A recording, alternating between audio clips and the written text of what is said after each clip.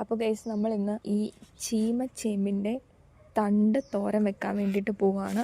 അപ്പോൾ ഇതെല്ലാവരും വിചാരിക്കും ഇത് ചൊറിയുന്നതാണെന്ന്, പക്ഷേ ഇത് ചൊറിയത്തില്ല ഗൈസ്. അപ്പം ചീമച്ചേമ്പിൻ്റെ തണ്ട് ചൊറിയത്തില്ല.